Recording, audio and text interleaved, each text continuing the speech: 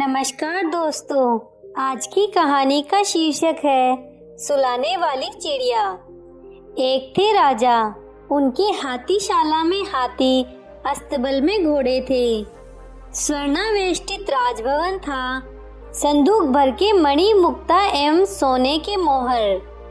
लेकिन राजा के मन में सुख न था। असल में राजा का मन साफ नहीं था, मन में हिंसा की भावना थी। सब समय यही सोचते रहते कि किसके पास से क्या छीन लूं, किस राजा के राज्य पर चढ़ाई कर उसकी धन संपदा लूट ली जाए। दान धर्म के मामले में वे अत्यंत कंजूस थे। विपत्ति में पड़ने पर जब प्रजा उनके पास आकर रोती, तब भी उनका हृदय नहीं पिघलता। राजा मिजाज से चिड़चिड़े थे। कारण यह कि उनको रात में जरा भी नींद नहीं आती थी। सारी रात आंखें खोलकर आसमान के तारे गिनते, उसके बाद भोर में उस संख्या को कागज में लिख लेते। इसी प्रकार जो तारे उन्होंने गिने थे, उनका कोई हिसाब नहीं था। राज्य के पंडित डर डर के जी रहे थे। कारण राजा ने उन्हें कह दिया था कि जब वे स्वस्थ हो जाएंगे, जब वे फिर रात में सो सकेंगे, तब पंडितों का काम होगा उन संख्याओं का योग करना। तभी पता चलेगा कि आसमान में कितने तारे हैं। लेकिन राजा के स्वस्थ होने की कोई आसार नजर नहीं आ रहे थे। माथे में फुलेल लगाने, बिस्तर पर चमेली का इत्र छिड़कने अथवा बर्फ के जल से भिगोई पट्टी लगाकर पंखे से हवा करने से भी कोई लाभ नहीं हो रहा था। कोमल तकिए पर सिर रखकर सारी रात राजा डबडबाई आंखों से आसमान को निहारते रहते। हालांकि दोपहर में भात खाने के बाद बिस्तर में लेटने पर थोड़ी नींद आ जाती थी।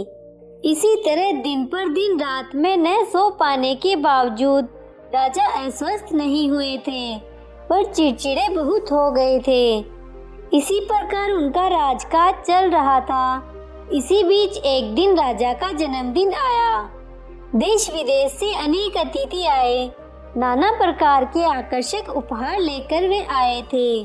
कोई पन्ना एवं परवाल से सजा मुकुट लाया था, किसी ने गोल गोल सफेद मुक्ता का हार दिया, कोई हीरे का कुंडल लाया था और कोई सोने के जरी वाले पोशाक लेकर आया था। प्रजागण भी अपने सामर्थ्य के अनुसार कुछ न कुछ उपहार राजा के लिए लेकर आए थे। ऐसे कीमती उपहारों को पाकर राजा उस दिन बहुत खुश हुए। राजसभा में बैठकर सभासदों के साथ हंसी मजाक कर रहे थे।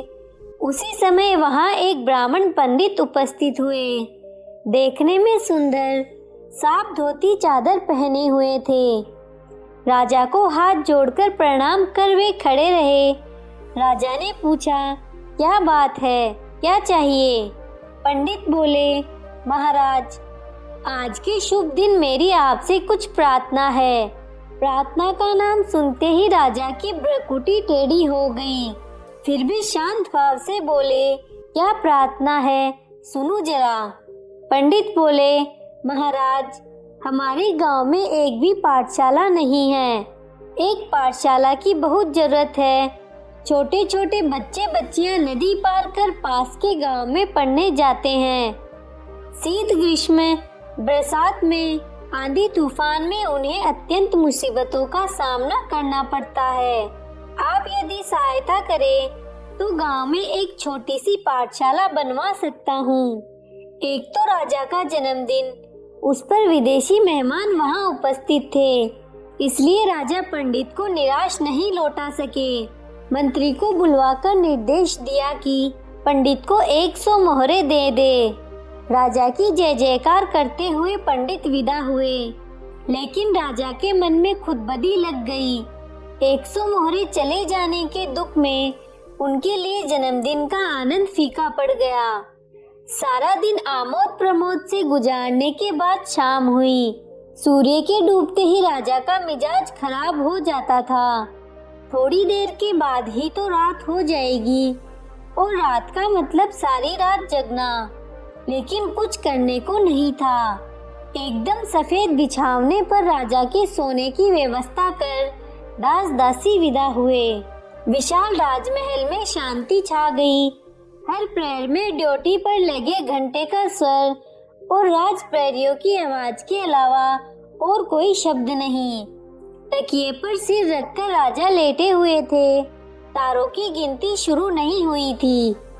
मन ही मन प्राप्त उपहारों की गणना एवं उनका मूल्य निर्धारण कर रहे थे। कितना लाभ हुआ, कितना नुकसान, उसका हिसाब लगा रहे थे। उसी समय हड़ात सुनाई पड़ी एक चिड़िया की सुरीली आवाज। राजा अवाक, इतनी रात को कौन सी चिड़िया सुरीली आवाज निकाल रही है? बसंत का समय था। खुली खिड़की से फुरफुर दक्षिण की हवा आ रही थी और उसी के साथ आ रही थी चिड़िया की सुरीली आवाज। राजा समझ गए कि उनके बगीचे में कहीं बैठकर चिड़िया सुरीली आवाज गा रही है।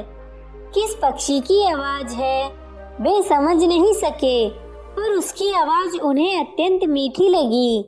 पक्षी की सुरीली आवाज सुनते सुनते राजा का सारा हिसाब गड़बड़ा गया। उसके बाद राजा हिसाब करने की बात भूलकर चिड़िया का सुरीला गाना सुनने लगे। धीरे धीरे राजा की दोनों पलकें भारी होने लगी और उन्हें नींद आ गई। सुबह का प्रकाश शरीर पर पड़ते ही राजा धड़पड़ाकर उठ बैठे। वे आश्चर्यचकित रह गए। सारी रात गहरी नींद सोए थे वे। खैर, अंततः राजा का अनिद्रा रोग दूर हुआ। अत्यंत प्रसन्न होकर वे स्नान करने गए।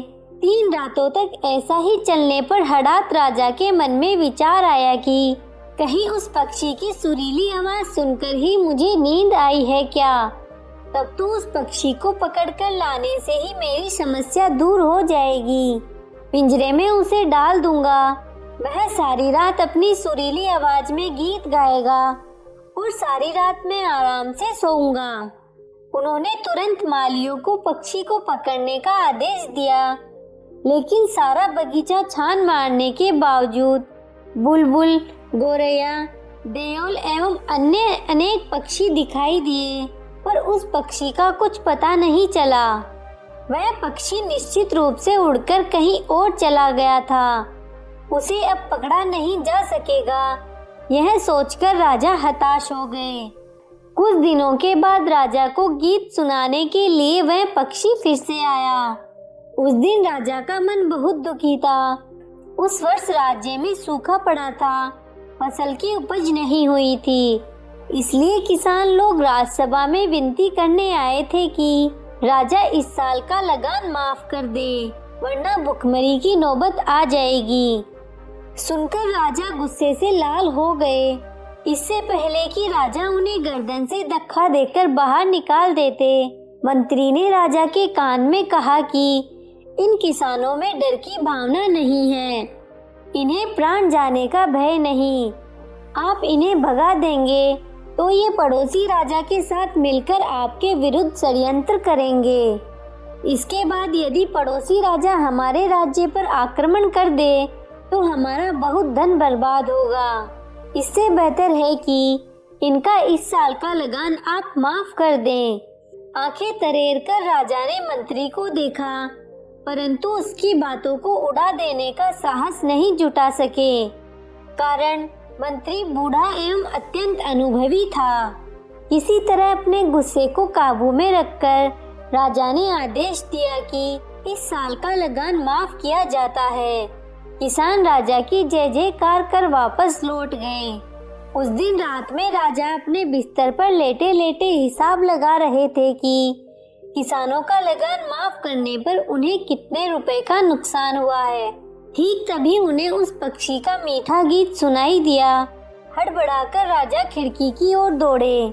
अंधकार में आंखें फाड़ फाड़ कर चारों ओर देखा एवं यह समझने की कोशिश की कि चिड़िया किस पेड़ पर बैठकर गा रही है, लेकिन उन्हें कुछ समझ नहीं आया।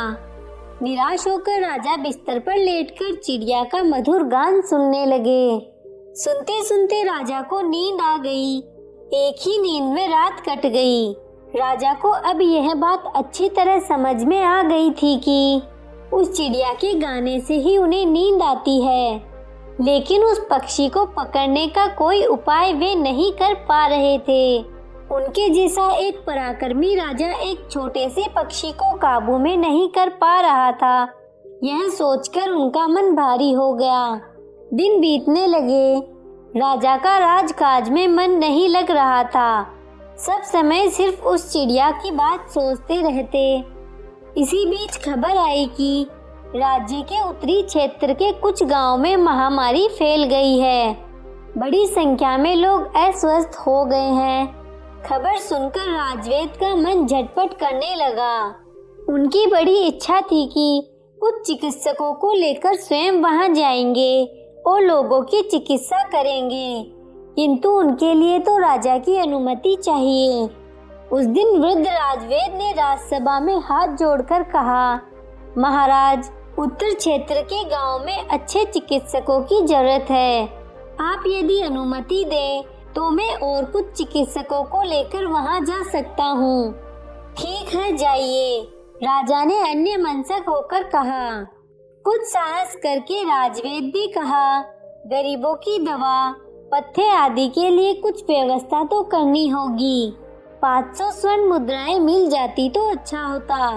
अन्य मनसकता की अवस्था में राजा ने झोंक में कह दिया, ठीक है, ले जाइए। लेकिन तुरंत वे चौंक पड़े कि हाय, क्या कह दिया।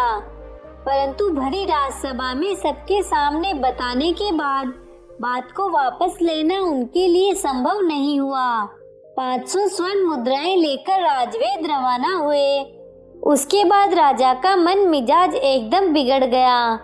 राजकाज बीच में छोड़कर वे अपने कमरे में आ गए। सारा दिन गुस्से में रहे। बात बेबात दास दासियों को राजा के गुस्से का भाजन बनना पड़ा। रात में अपने बिस्तर पर लेटकर राजा ने निश्चय किया कि उस चिड़िया के बारे में वे अब नहीं सोचेंगे। पक्षी के बारे में सोचने के कारण ही आज उनका इतना नुकसान हुआ। ठीक उसी समय पक्षी के गाने की आवाज आई और अत्यंत चिंता भावना करने का अवसर ही नहीं मिला राजा को। धीरे धीरे उन्हें नींद आ गई। दूसरे दिन सुबह उठकर राजा ने अपने मंत्री को बताया कि वे आज राजसभा में नहीं आएंगे। उसके बाद दरवाजा बंद कर चिंता करने बैठे। वे सोचने लगे, यह चिड़िया क्यों आती है, कब आती है। उनके मस्तिष्क में एक संदेह ने जन्म लिया। सारा दिन सोचने के उपरांत उन्होंने निश्चय किया कि परीक्षा करके वे देखेंगे। राजा राजसभा में बैठे हुए थे। मंत्री, सेनापति सब उपस्थित थे। कुछ सिपाहियों ने एक चोर को राजा के सामने उपस्थित किया।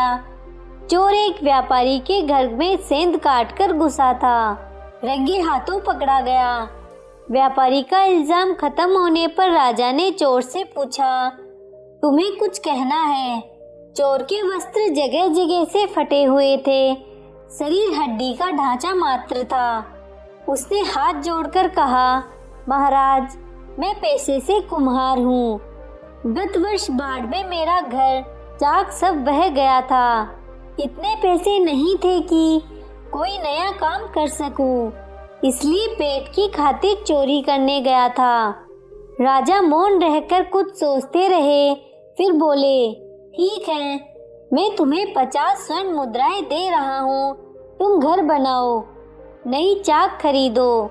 1 माह के बाद अपने हाथ से बनाई मिट्टी की वस्तु मुझे लाकर दिखाना।